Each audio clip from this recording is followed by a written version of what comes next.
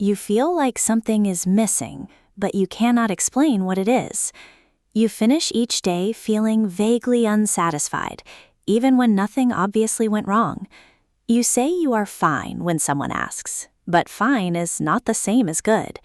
You are eating, sleeping, working, socializing, doing all the things you are supposed to do, and yet something underneath feels stuck, heavy, or slowly shrinking. You are not in a crisis. You are not obviously failing, but you are not truly thriving either. And the reason might not be your circumstances, your luck, or your personality. It might be a small collection of completely ordinary habits that have slowly, invisibly, been stealing your energy, your joy, and your potential. Welcome to our podcast. I am Emma, and today with my co-host Alex, we are going to shine a light on the habits hiding in plain sight that might be quietly destroying your life. Hello everyone, I am Alex, and I want to say immediately, this conversation is not about shame or judgment. The habits we are discussing today are not character flaws. They are patterns, learned, reinforced, and normalized by our culture, our upbringing, and our environment. Almost everyone has at least some of them. I certainly have had several, and some I am still working on. What makes these habits so dangerous is not their intensity, it is their invisibility. A dramatic crisis forces your attention. A quiet habit flies completely under your radar while compounding its damage year after year. By the time you notice something is wrong, years may have passed. Our goal today is simply to make these habits visible, because once you can see something clearly, you have the power to choose differently. Let us begin with a habit that is so ordinary, so culturally encouraged, and so widely practiced that it barely registers as a problem: the habit of constant comparison. We compare our homes to our neighbors' homes, our careers to our colleagues' careers, our bodies to the images we see online, our relationships to the highlight reels of other people's lives. We compare our behind-the-scenes reality to everyone else's polished performance. And because social media has given us an endless, curated gallery of other people's best moments, available 24 hours a day, the opportunity for comparison has never been greater in human history. The consequence is a persistent low-level feeling of inadequacy, the quiet sense that you are always slightly behind where you should be. Constant comparison is psychologically corrosive in ways that are often not fully appreciated, Emma. Theodore Roosevelt famously said that comparison is the thief of joy, and modern psychology strongly supports this observation. When we compare ourselves to others, we are almost always making what researchers call an upward social comparison, comparing ourselves to someone who appears to have more, to be more, or to have achieved more. This reliably produces feelings of inadequacy, envy, and dissatisfaction. And unlike historical forms of comparison, which were limited to your immediate community, social media enables us to compare ourselves simultaneously to thousands of carefully curated images of success, beauty, happiness, and achievement. We are exposing our real selves to an infinite gallery of idealized others. No self-image survives this kind of comparison intact over time. The infinite gallery of idealized others. What a painful and accurate description of social media. Now I want to talk about a habit that silently undermines physical health, mental clarity, and emotional stability: the habit of chronic dehydration. This sounds almost too simple to be important, but most people do not drink nearly enough water throughout the day. They drink coffee in the morning, perhaps as soda with lunch, and fill the rest of their day with almost no plain water at all. The human brain is approximately 75% water. Even mild dehydration, as small as 1 to 2% of body weight, measurably impairs cognitive function, concentration, mood, and energy levels. Many people spend their days in a mild but constant state of dehydration and simply accept the resulting foggy thinking and low energy as normal. Chronic mild dehydration is a perfect example of what we might call a stealth habit, Emma, something so mundane and so pervasive that it escapes conscious examination entirely. And you're right that the cognitive effects are significant. Research has shown that dehydration impairs short-term memory, reduces concentration, increases feelings of anxiety and tension, and produces fatigue. What makes this particularly insidious is that by the time you actually feel thirsty, you are already meaningfully dehydrated. Thirst is a lagging indicator. The solution is genuinely simple. Drink water consistently throughout the day, before you feel thirsty. But simple does not always mean easy when a habit of non-drinking is already established. Starting with a glass of water first thing in the morning is one of the highest leverage health habits available. Such a simple but powerful change. Now let us discuss a habit that feels productive but actively makes you less effective: the habit of multitasking. Multitasking modern culture celebrates. Being able to do many things at once is presented as a skill, a virtue, a sign of competence and efficiency. People proudly describe themselves as great multitaskers. But cognitive science is very clear. True simultaneous multitasking, doing two cognitively demanding tasks at the same time, is neurologically impossible for human beings. What we call multitasking is actually rapid task switching, bouncing your attention back and forth between tasks very quickly, and each switch carries a cognitive cost, a brief but real period of mental reset, reorientation, and lost momentum. Chronic multitasking does not make you more productive. It makes every individual task slower, lower quality, and more mentally exhausting. The multitasking myth is one of the most persistent and damaging misconceptions in modern productivity culture, Emma. Research by Gloria Mark at the University of California found that the average person switches between tasks every 3 to 5 minutes, and that this constant switching significantly raises cortisol levels, the primary stress hormone. So multitasking is not just less effective than focused work, it is actively stressful. It keeps your nervous system in a low-level state of alert and fragmentation that accumulates into significant fatigue by the end of the day. People often arrive home from work exhausted and cannot identify why, because they did not do any single thing for a long enough period to feel the satisfying completion of it. Fragmented attention produces fragmented satisfaction. Fragmented attention producing fragmented satisfaction. That is such a precise description of how modern work can feel. Now, I want to talk about something that touches relationships at their foundation: the habit of tolerating toxic relationships without honest examination. Many people have relationships in their lives: friendships, family connections, romantic partnerships, or professional relationships that consistently leave them feeling drained, diminished, criticized, or unvalued. And yet they maintain these relationships out of habit, out of loyalty, out of fear of conflict, or simply because ending or transforming a relationship feels like a bigger disruption than continuing to absorb the damage. But our relationships are arguably the most powerful environmental factor, shaping our emotional health, our self-image, and our daily experience of life. Bad relationships are not merely unpleasant, they are actively harmful over time. The tolerance of toxic relationships is something people often rationalize with admirable-sounding reasons: loyalty, compassion, family obligation, shared history. And these reasons are not always wrong. Relationships are complex, and wholesale abandonment of difficult relationships is not always wise or even possible. But there is an important distinction between choosing to work on a relationship that has real value despite its difficulties and simply enduring a relationship that is consistently harmful without honest acknowledgement of the damage it is doing. Many people never actually examine their relationships with clear eyes and ask honestly, does this relationship, on balance, make my life better or worse? Does this person treat me with basic respect and care? Am I growing in this relationship or shrinking? Those are such important and clarifying questions to ask about any relationship. Now I want to discuss a habit that quietly steals enormous amounts of time and mental energy: the habit of overthinking. Overthinkers analyze decisions long past the point of useful deliberation. They replay past conversations, looking for what they should have said differently. They project into every possible future scenario, trying to mentally prepare for all of them. They revisit decisions already made, wondering if they chose correctly.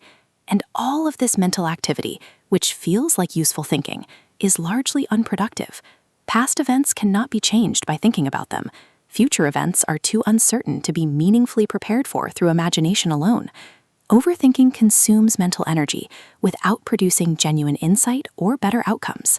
Overthinking is one of the most exhausting habits that can afflict an intelligent person, Emma. And there is a painful paradox here. The habit often disproportionately affects people who are thoughtful, conscientious, and genuinely committed to making good decisions. Their very care about getting things right becomes the engine of their mental exhaustion. I also want to distinguish between useful deliberation and overthinking. Useful deliberation involves gathering relevant information, considering the most likely significant outcomes, and making a timely decision. Overthinking involves repeating the same considerations again and again without new information or insights, long after a timely decision has become impossible. The distinction is not always obvious from the inside. One practical signal: if your thinking is producing anxiety and paralysis rather than clarity and action, you are almost certainly overthinking. Anxiety and paralysis as signals of overthinking, rather than useful deliberation. That is such a helpful practical distinction. Now, let me talk about something that is rarely identified as a harmful habit, because it is so deeply embedded in how many people operate: the habit of perfectionism. Perfectionism is often presented as a positive trait, proof of high standards, dedication, and commitment to quality. But research consistently distinguishes between healthy high standards and pathological perfectionism. The difference lies in the relationship with failure and imperfection. Healthy high standards allow for imperfect output and learning from mistakes. Pathological perfectionism treats any imperfection as evidence of fundamental inadequacy. The consequence is paralysis, procrastination, and a chronic inability to experience satisfaction in your own work and achievements. Perfectionism as a disguised form of self-punishment is such an important reframing, Emma. The perfectionist does not simply want things to be good. They feel that anything less than perfect reflects something fundamentally wrong with them as a person. This means that completing a task well is almost never genuinely satisfying, because the focus immediately shifts to what is imperfect about the result. The goalposts are permanently set at a level that ensures chronic dissatisfaction. And there is a related consequence. Perfectionism is one of the primary drivers of procrastination. If the only acceptable outcome is perfection, then beginning something imperfect, which all beginnings inherently are, feels psychologically threatening. Many perfectionist people therefore postpone beginning because an imperfect start feels worse to them than no start at all. An imperfect start feeling worse than no start at all. I think many listeners just recognize themselves in that description. Now I want to address a habit that silently weakens the foundation of long-term health: the habit of ignoring your body's signals. Your body communicates with you constantly, through fatigue, through pain, through tension, through digestive discomfort, through headaches, through changes in sleep quality. But most people have developed a sophisticated habit of overriding these signals in order to keep up with daily demands and commitments.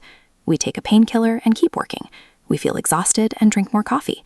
We notice stress-related physical tension and schedule it for attention later. Later, that never arrives. This chronic disconnection from physical signals means that small, manageable issues are regularly allowed to develop into serious health problems. The habit of ignoring physical signals is something that modern productivity culture actively encourages, Emma. Pushing through fatigue, working through illness, overriding hunger and rest needs in service of external demands, these are often presented as virtues rather than warning signs. But the body's signals exist for important evolutionary reasons. Pain indicates tissue damage or threat. Fatigue indicates the need for recovery and rest. Persistent digestive issues often reflect chronic stress or dietary problems. Ignoring these signals consistently does not make them go away. It delays and compounds the consequences.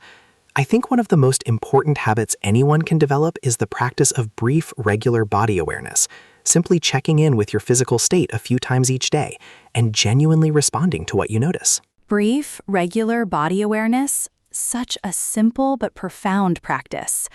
I want to talk now about a social habit that quietly corrodes character and relationships: the habit of gossip. Gossip, talking about absent people, sharing critical information about others, participating in social commentary about people's choices, relationships, or failures, is one of the most normalized social behaviors in human communities. It creates a sense of social bonding and belonging in the short term, but regular gossip has significant long-term costs. It trains your attention to scan for the negative in others. It creates a mental habit of judgment and criticism. It slowly damages your own reputation because people who gossip regularly are rarely fully trusted. And it prevents the development of genuine depth and directness that meaningful relationships require. The reputation cost of gossip is something people rarely calculate honestly, Emma. When you gossip about someone to a mutual acquaintance, a part of that person's brain registers something important. You are someone who shares private or critical information about absent people, and that registration fundamentally affects how much they will trust you with their own private thoughts, vulnerabilities, and genuine experiences. Gossip creates superficial closeness through shared judgment of others, but it undermines the deeper trust that genuine intimacy requires. There is also a fascinating psychological principle at work. Research shows that the traits we habitually attribute to others tend to become associated in the minds of our listeners with us. Consistently describing others as dishonest, selfish, or inadequate actually affects how others perceive you. That psychological principle, that the traits we attribute to others become associated with us, is genuinely surprising and important. Now I want to discuss a habit that is extremely common but rarely examined: the habit of living on autopilot. Many people move through entire days, weeks, and months in a state of automatic, habitual behavior, following the same routines, having the same conversations, eating the same foods, watching the same kinds of entertainment, thinking the same thoughts, without ever making a genuine conscious choice about any of it. Life becomes a script that runs itself. This is not inherently wrong. Habits and routines serve important functions of efficiency and cognitive conservation. But when autopilot extends to all areas of life, the result is a profound loss of genuine presence, intentionality, and meaning. Living on autopilot is something that happens gradually and imperceptibly, Emma. It is not a dramatic choice to stop being present in your own life. It is the slow accumulation of days where you chose the comfortable and the familiar over the intentional and the new. And the consequence is a peculiar kind of dissatisfaction that is hard to name precisely, a feeling that time is passing quickly without anything meaningful happening, that your years are blurring together, that you cannot quite remember the last thing that genuinely surprised or excited you. Research on the subjective experience of time is consistent. Time feels faster when we are on autopilot and slower, richer, and more memorable when we are engaged in new and novel experiences that require genuine conscious attention and presence. Time feeling faster when we are on autopilot? That explains so much about why years seem to disappear without feeling fully lived. I also want to talk about a habit that sabotages personal growth in a particularly subtle way: the habit of waiting for motivation before acting.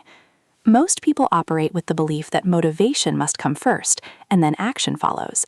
You wait until you feel like exercising before you exercise. You wait until you feel inspired before you write. You wait until you feel confident before you apply for the opportunity. But behavioral psychology and the lived experience of high performers consistently reveal a different truth. Motivation is not a prerequisite for action. It is far more often a consequence of action. You rarely feel like starting, but once you start, the motivation to continue typically follows. The action-motivation sequence, that action precedes motivation rather than following it, is one of the most practically important insights in behavioral psychology, Emma, and it has a solid neurological basis. The brain's reward circuits are activated by engagement with a task, not by thinking about a task from a distance. The moment you begin, dopamine begins to flow. Momentum begins to build. The resistance that felt overwhelming from a distance diminishes the moment you are actually engaged. This is why behavioral approaches to overcoming inaction consistently recommend starting with the smallest possible version of the desired behavior, so small that the resistance to beginning it is negligible. 2 minutes of writing, 1 set of exercise, 5 minutes of studying. The beginning is the entire battle. The beginning is the entire battle, and the beginning needs to be small enough to actually happen. I want to address something that affects the quality of daily life in a way that is profoundly underestimated: the habit of rushing through meals. In many people's lives, eating has been reduced to a functional transaction, fuel consumed as quickly and conveniently as possible while doing something else. Eating while working, eating while scrolling, eating while driving, eating while standing over the kitchen counter. The problem is physiological as well as psychological. The digestive system is designed to function optimally in a relaxed state. Stress and distraction during eating significantly impair digestion. Eating too quickly prevents the satiety signals, the hormones that tell your brain you are full, from registering properly, leading to overconsumption. The physiological disruption of distracted, rushed eating is genuinely significant, Emma. Research consistently shows that people who eat quickly and while distracted consume meaningfully more food per meal than those who eat slowly and with attention. The satiety hormone leptin requires approximately 20 minutes after eating begins to signal fullness to the brain. If you eat a meal in 8 minutes while watching your phone, you have finished eating before your brain has received the signal to stop. Beyond the physiological dimension, there is something important about the relationship with food and pleasure. Eating is one of life's most consistent and accessible sources of genuine pleasure. When we reduce it to a rushed, unconscious transaction, we eliminate from daily life one of its reliable small joys. Eliminating daily small joys through mindless rushing, that dimension of rushed eating is rarely considered. I want to talk now about a habit that directly undermines the quality of our closest relationships, the habit of not fully listening. Most people, when someone they care about is speaking, are not actually listening in any deep sense. They are hearing the words while simultaneously formulating their own response, thinking about something else, or waiting for the part of the conversation that concerns them. Genuine, full listening, giving your complete, undivided attention to another person, and genuinely trying to understand their experience, rather than simply waiting for your turn to speak, is surprisingly rare. And people can almost always feel the difference between being genuinely heard and being merely talked at. Genuine listening is arguably one of the most profound gifts one human being can offer, Emma, and it costs only attention. Yet attention is precisely what we are most reluctant to give fully in an era of constant digital stimulation and distraction. There is a meaningful distinction between listening to respond and listening to understand. When we listen to respond, we are processing the other person's words through the filter of our own agenda, looking for openings to share our view, our advice, our similar experience. When we listen to understand, we are genuinely trying to enter the other person's experience and see what they see. This shift from responsive listening to understanding-centered listening transforms the quality of relationships in ways that are immediately felt by everyone involved. Listening to understand rather than listening to respond, that distinction changes everything about how connection feels. As we approach our conclusion, I want to address one final habit that quietly diminishes life over time, the habit of never celebrating your own progress. Many people have a very well-developed capacity for self-criticism and a very underdeveloped capacity for self-acknowledgement. They complete a difficult project and immediately move to the next challenge without pausing to recognize what they accomplished. They overcome a personal struggle and then immediately identify the next thing that is wrong. They reach a goal and immediately reset the bar without allowing themselves a moment of genuine satisfaction and pride. This perpetual forward pressure, always focusing on the next inadequacy rather than the current achievement, creates a life where nothing is ever quite enough. The inability to acknowledge and celebrate your own genuine progress is connected to something psychologists call the arrival fallacy, Emma, the repeated experience of reaching a desired destination and not finding the satisfaction you anticipated. But I think there is another dimension here that is even more practically significant. Celebration and acknowledgement of progress are not just emotionally pleasant. They are neurologically important for sustaining motivation and building positive behavioral momentum. When you pause, acknowledge, and genuinely feel satisfaction about progress made, your brain registers the behavior as rewarding and increases its drive to repeat it. Self-acknowledgement is not vanity or complacency. It is a fundamental biological reinforcement mechanism for the very behaviors and habits that make your life better. And with that genuinely encouraging final thought, it is time for us to close. Alex and I have covered a wide range of quiet, ordinary habits today. Constant comparison, chronic dehydration, multitasking, tolerating toxic relationships, overthinking, perfectionism, ignoring body signals, gossip, living on autopilot, waiting for motivation, rushing through meals, not fully listening, and never celebrating progress. Every single one of these habits is changeable. Every single one becomes visible the moment you choose to honestly look. And that is the most important step, honest seeing. Not judgment, not shame, not a dramatic resolution to change everything at once. Just the simple, courageous act of looking at your own patterns with honesty and compassion, and choosing one small thing to do differently beginning today. Emma's closing message is exactly right.